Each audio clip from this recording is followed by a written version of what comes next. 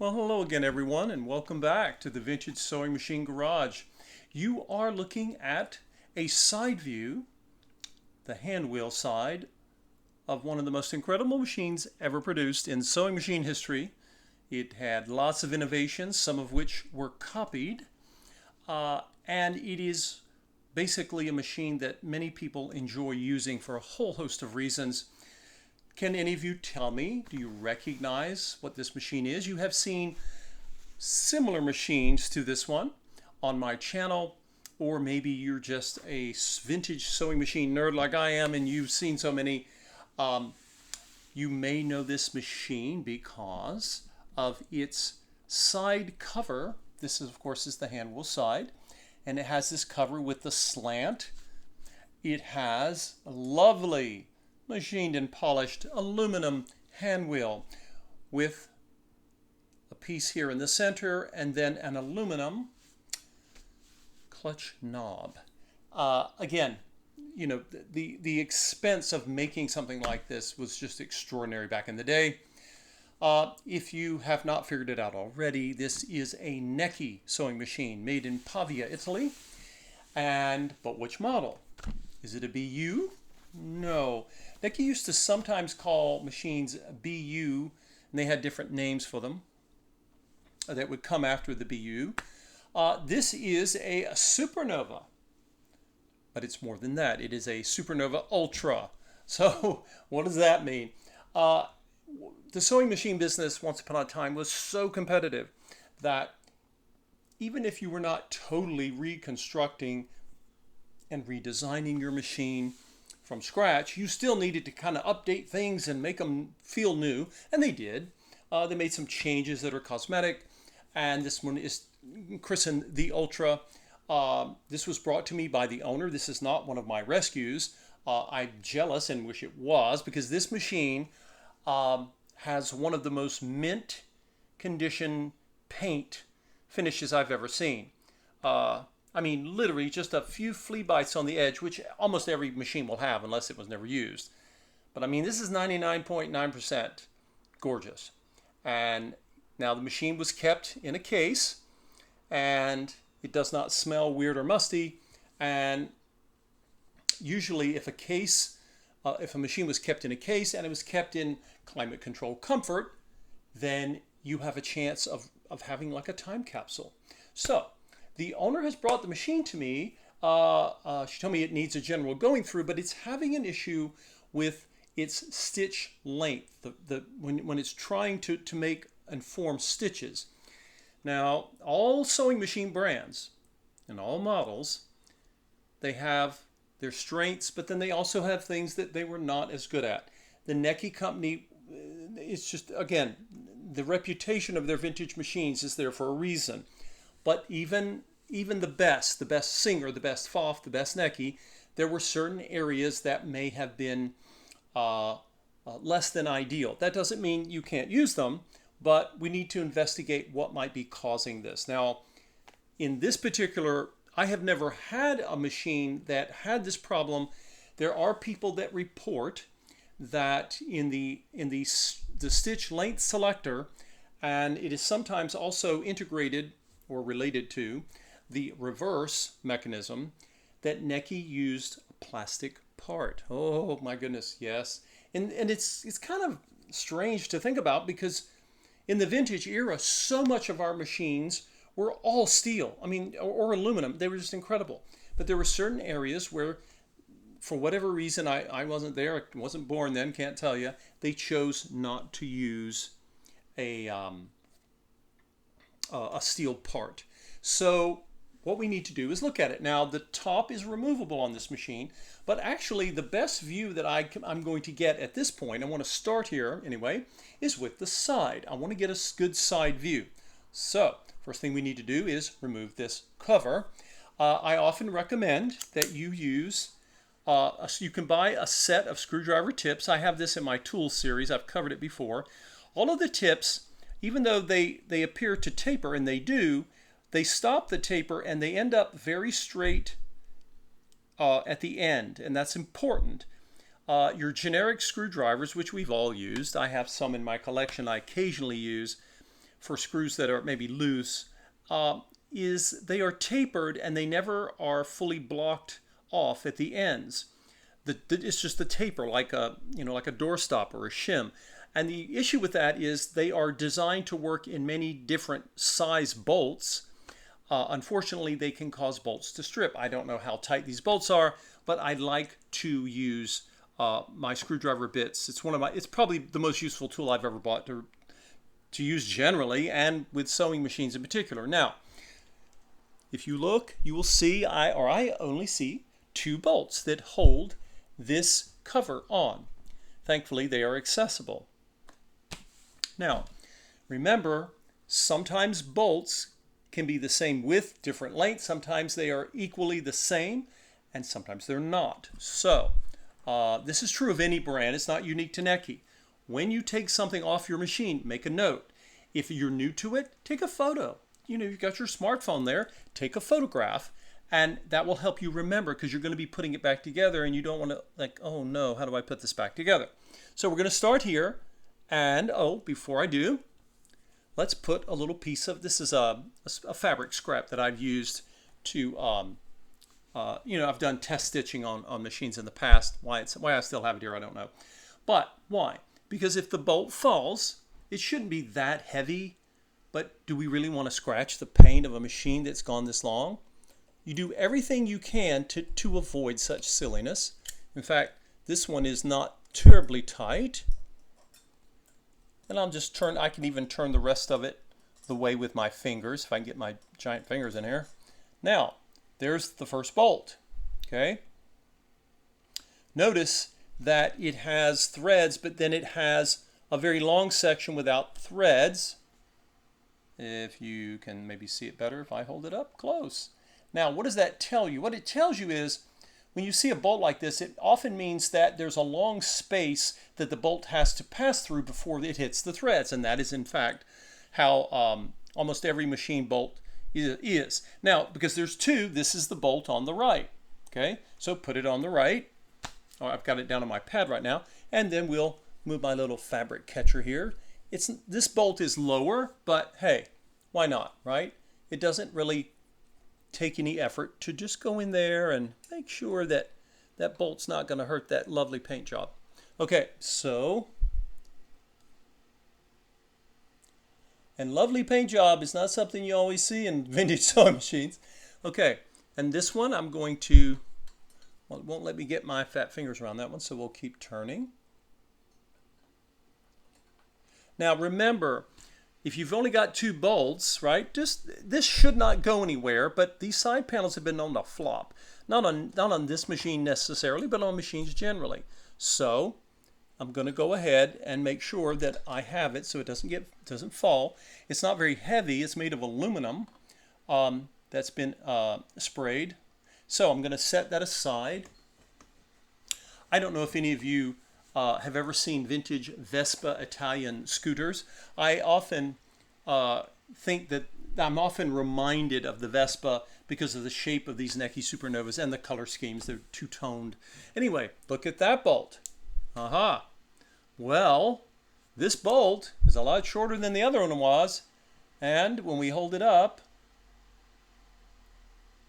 the space that's smooth is a lot shorter. So it has a shorter distance to go. You won't know that looking at it, so just make sure that you remember. Put them down or make a note, whatever you need to do, take a picture, so that you don't have to try to get them in the wrong space and create unnecessary frustration for yourself. All right. Well, the first thing to note, and this is not surprising, that this machine has a belt that is not original. That's not a bad thing. It just says it was serviced at some point, and let's see. And it's now normally I always tell people when you are installing a belt and you're adjusting the tension, you want the tension to be as loose as possible and still get friction, right? If the belt is spinning, it could be that the belt is simply too loose. If a belt is too tight, it unnecessarily will stress the motor. The motor will run normally, depends on how tight it is, I'm just going to put these bolts right in this little compartment. And it stresses the belt. So there's a happy medium. You want to, now when I push in on this belt, I can push, wow, I can go a long way. So we'll take a look at that. Could that be the source of the problems? Maybe, maybe not. We need to investigate further. Okay. Now, I'm looking here underneath.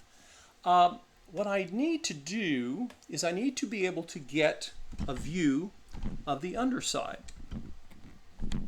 What do I mean by underside? I don't mean under the bed of the machine. I could explain that a little bit better. I have a stronger flashlight than the one that I normally keep wrapped on my head. And let's see. Now, I'm going to point out to you all what I see. I don't think the hand wheel is in our way. I want you to notice, okay, right here. Now, over here is the knob, right? That's the knob that you turn to adjust your stitch length. And I'm going to turn it.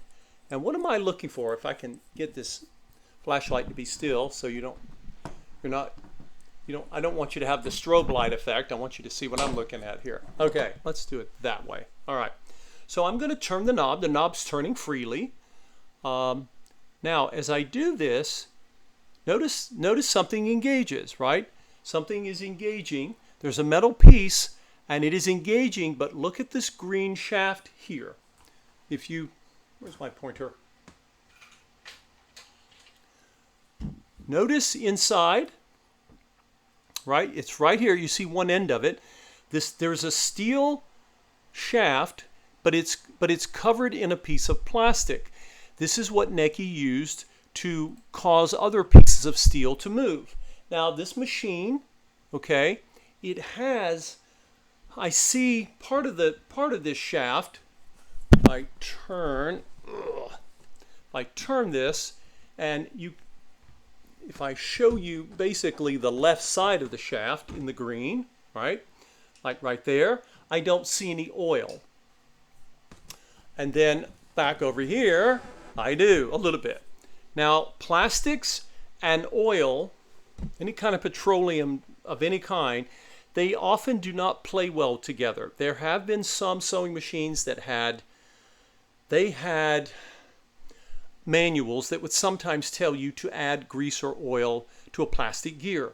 Most of the time they didn't, because one of the advantages of plastic, there are many disadvantages, as some of you know, but is that you didn't have to lubricate it, right? Because unlike steel. So as I'm turning this, right, notice this piece, this metal, this piece pivoting there, probably see it. I'll turn it back the other way. So you see it moving, starting to move counterclockwise. Now, I'm getting some movement here. What is not clear is, so far, when I look at this plastic piece, I do not see any cracks. What will happen sometimes, especially if someone gets a hold of a machine that's been sitting for ages and they don't pay attention to what they're doing, if they start, really being rough with the controls on the outside, they can cause problems, right? The steel will always win and the plastic will not. So that's what we're looking at right here. So far I'm seeing this, but it's only moving in a certain range. Now let me see.